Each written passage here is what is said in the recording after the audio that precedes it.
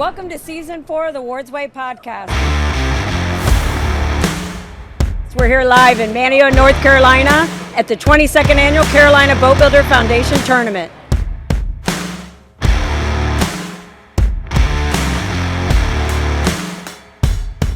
Join us as we celebrate 75 years in business, and we're just getting started.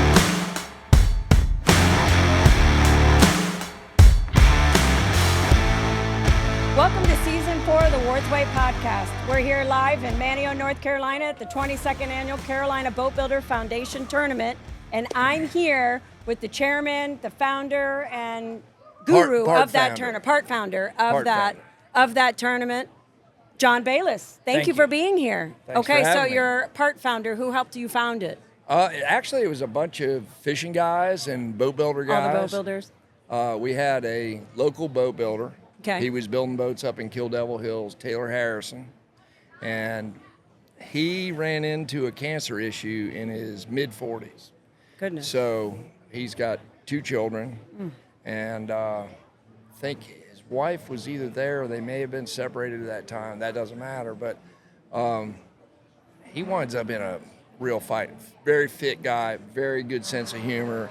He worked with Omi Tillett. He worked with Ricky Scarborough. Wow. I think he had a stint with Warren O'Neill. So he had been with some of the greats, and he started his own shop. And he was doing great. And we had just started boat building right then. We were a year into it. And anyway, long story short, he wound up losing the fight. Oh.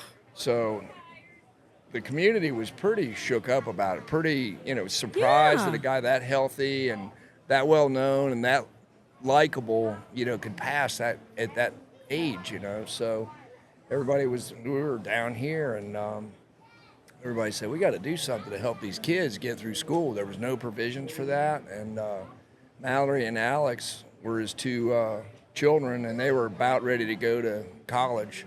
And we said, let's throw together a tournament. And it came up, and it was like right this time of year. Wow. And it was just like a throwdown. Just everybody put some money in. We raised some money. I don't even think there was any prize money at all back then. And it was just more, to help them.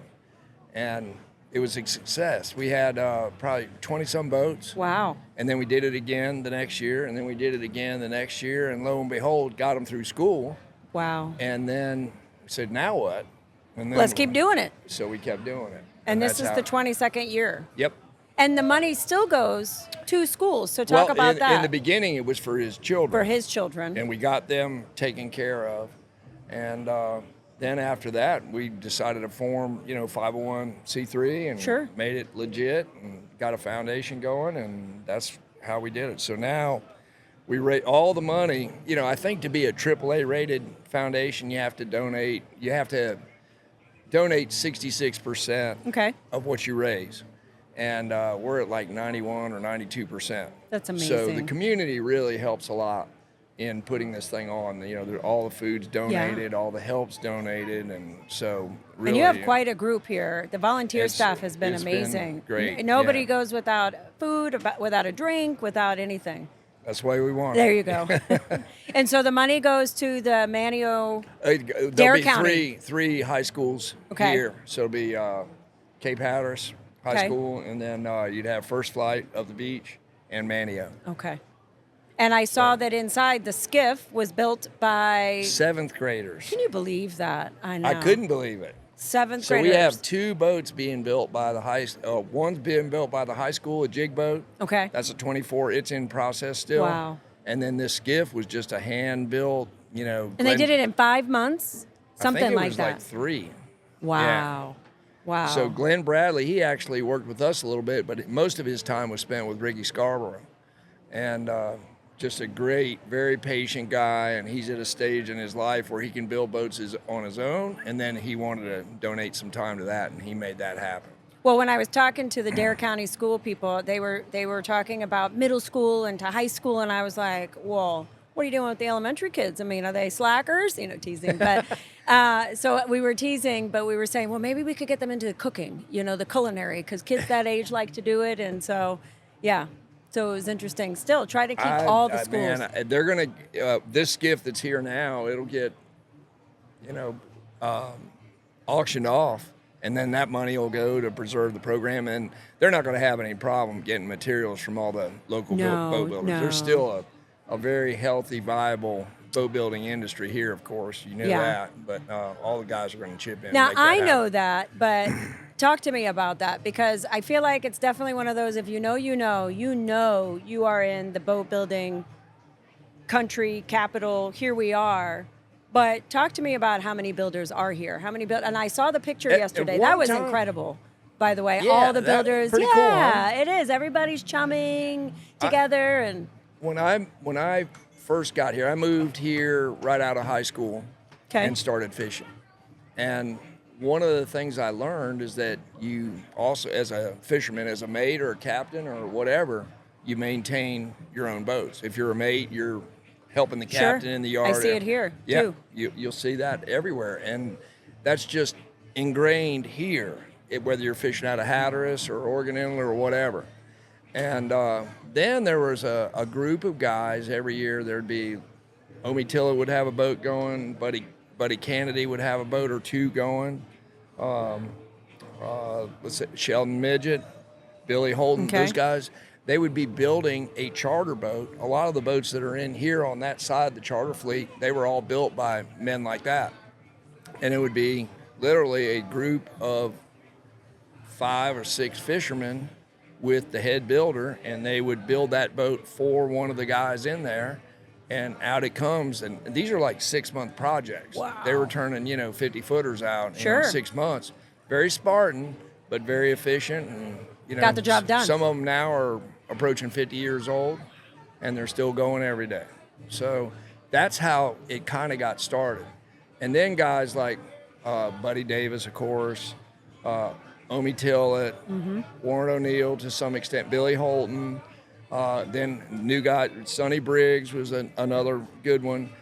They started attracting more like private boat owners because the boats were running really good. They were pretty, and the private boat guys wanted something a little bit more refined, bigger, 2 engines, all that stuff. And it started to evolve. And then, everybody, whether you're talking about me or Paul Spencer or Kurt Daniels or the Crossway guys, we all learned from those in front of us. And it was kind of passed along. So if you had a question, you could always call one of the senior guys and say, hey, how do I get out of this? Or what's the best way to handle that? And it's pretty remarkable. You have these little hubs of boat building all up and down the East Coast, but this happens to be one of them. It happens to be one of the very biggest and one of the best and most dense as well. So talk to me about Bayliss. What are some things that have happened? Now, you have evolved a lot over the years, and I feel like every time I come to visit your facility, it's you have a new shed, or you have new tooling, or you have new equipment. We like tools and stuff. Listen, you need them. That's right. That's important. That's how you get it built. Yeah, the industry's changed a lot. Sure. I was thinking back not too long ago. We were thinking about the first boat we built. And when was that? That was 2002. Okay. So basically, right out of fishing, right into that, and we had the bow deck on. We had the forward sole in. And we said, hey, what do you want to do for the layout? There was no pre-planning.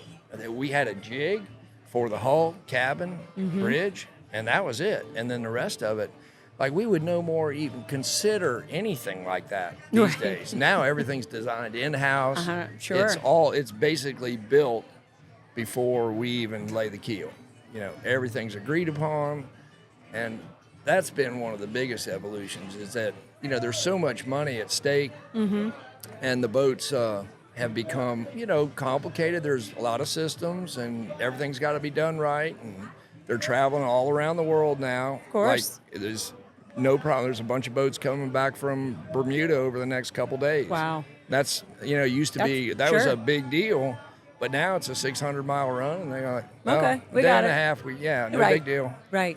But that's how much it's changed. And so I think for us, we've tried to take everything we could in-house. Like when we first started, we'd subcontract our interiors, subcontract the electrical, and we were just getting started. It was 6 or 7 people. And as we've grown, I think we've decided it was best for us for the style that we're trying to do is maintain the quality, maintain the timeline, and do it all ourselves. Is So there that's how we any are. is there something in the evolution you wish didn't happen? So a piece of technology that you wish could go back to the way it was, or do you like to see all of the new No, technology? I would say we're cautious Yeah. about taking on new stuff. There's a lot of new things, shiny objects that come into the industry, as you know. And Yes. you want to. The tendency is to jump for it every Sure. time, but we're probably going to be a little bit more conservative. Let's wait and see, or really vet it out before we jump at something. But I think we want to keep progressing, keep improving. I know, we say the same That's thing. an important, Yeah. big deal. For us around the shop, if somebody's in there, one of the workers or our people, that we've got great people, but they all have to have that feeling of we want to get better every day. Evolution or extinction, they say, Yeah, and it's competitive. It's friendly competition Sure. between the builders, but I think everybody's trying to build their best version Sure. of what they think is going to be the most efficient weapon for what we do. Yeah. And I feel like the difference is you're not really, I could be wrong and I don't want to put words in your mouth, but the sense I get is that you're building a boat out of pride because it will be an amazing experience and people will enjoy it to go fishing, not Yeah. so much to please the customer. You'll please them by building them a quality boat, if that makes any sense. You're not going to change the integrity of the boat or your design just to please a customer. Right.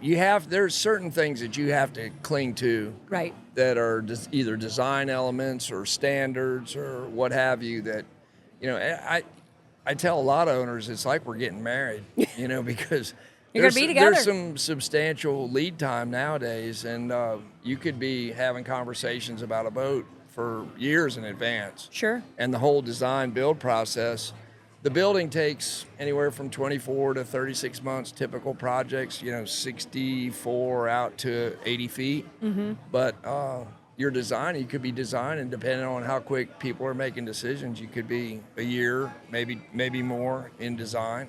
Do you see do you see a trend in design to include more families, or do you see it more for tournaments, or is that the same boat?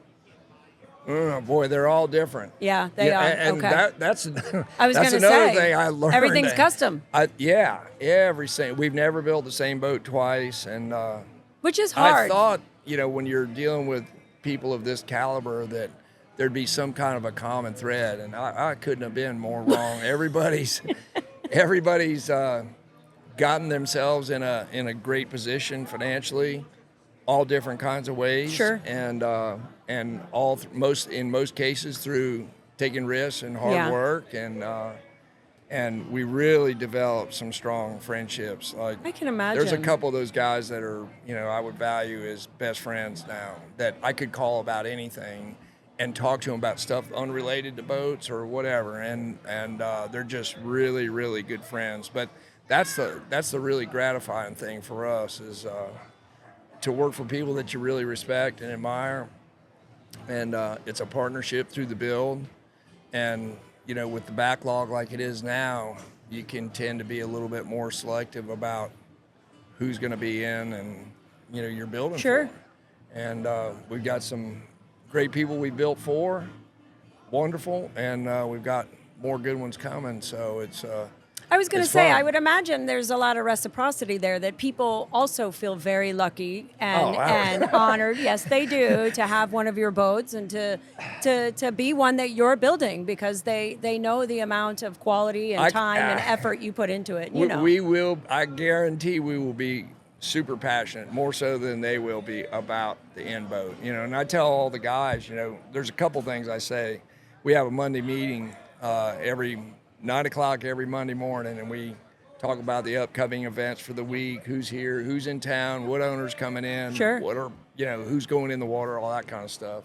And then we'll have a couple prayers, and then we'll go into the week. But one thing we will say frequently is that remember that we have the opportunity, if we work hard and we're diligent, we can be the best in the world at what we do. And there's not many jobs that you can say that. No, you're right. For instance, you guys are, I would view as the best in the world. at Thank electric. you, John. Wow. Well, we always call because I think that's the respected authority for marine electric, and we want to be the same for boat building. Now, will every customer like our lines or Right. our methods? Right. Maybe not. No. You can't be all things to all people. Right. Spencer guys and Merritt guys and Rybovich Sure. guys and F&S guys. Right. And that should be that way. Right. But we want to do our best. So what always. does the future look like? I know that you have your son and your Yep. daughter both work with you, right? Your son and daughter, no. Okay. She sorry. was for a little bit. Okay. And she's out right now. Okay. Never know when she's coming back. Hey, listen, I I would have love 2 that. kids too, so you got to hook them when you can. and, yeah. yeah, set the hook. Son John, he's 38 now, or 37, and doing extremely well. So I have to say, he gave me a question to ask you. I was talking man. to. It's a good one. I actually thought it was nice. He said, "What was the best advice you ever received from a mate?" The best advice I ever received regarding. That was all he said to me. The best advice you ever received, maybe as it relates to fishing. Well, or... it's that old. What is it? Slow is smooth, smooth is fast. I think. Okay. Probably. There you go. That's a good one. That's a good one. That is a good one. It's used a lot, but Okay. it's effective. Okay. That's a good one. So You got to stop and think about it. I know, I did. I had to process that one for a second, but I like it. Yeah. Yeah, I do. I That's like a good it. one. Yeah. I think, well, related to mates, that's how I started fishing, was a mate. And back then, the tenure of an average mate would be 5, maybe 10 years. And now mates are going much longer. Yeah? There's kind of a shortage of those guys and that are really good. And, What makes a good mate? well, personality, for Sure. one, drive, attentiveness to the boat, Attention to detail. manners, Yeah. respect, but it all comes from the drive, Yeah, of wanting I would to agree. be, I think that's another thing that surprised me about fishing initially was how competitive it was. Oh, yeah? Really? Yeah. I thought you just went out, when I first started as a mate, you just go out and Yeah. you just go fishing. Just like hanging out. And yeah, it's going to be fun. Right. Hey, great. You guys caught a bunch of fish today.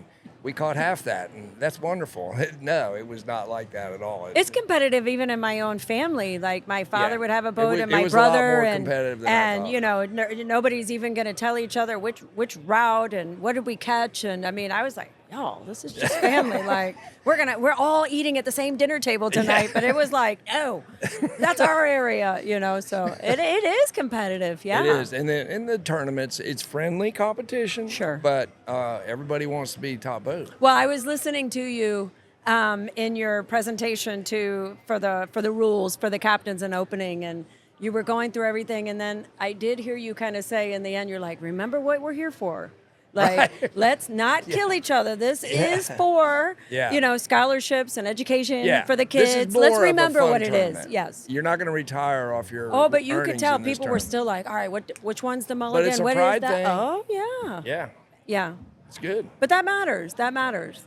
And Yeah. I actually interviewed a grandfather and his grandson yesterday, and the grandson caught 3 fish today, and he had them in a Ward's bucket. So but you could just tell it made like their whole day. It made their whole family to be able to enjoy that experience and See be a out. lot of that at this tournament. Yeah, that is nice. Yeah. I'm they- sure some of the cutthroat, tough tournaments you wouldn't bring small children Yeah. out, or may not be the right space. Do you? Can you? Yeah, I think, if you're careful, sure. Yeah. Yeah, there's probably after hours shenanigans and stuff sometimes that, you're not going to be there anyway. Right. Exactly. But no, this one is really, there's a lot, like tomorrow night, we'll be introducing all those kids that got scholarships. That is and so great. Some of And the 7th graders that built that skiff will be here and that they kind should of be so proud of that. And They I should hope they be. get a standing ovation, and I hope I people hope they start do. writing their names down to recruit them. To recruit them. If you can build a boat, you might need to be fishing on that boat. That's right. Yeah.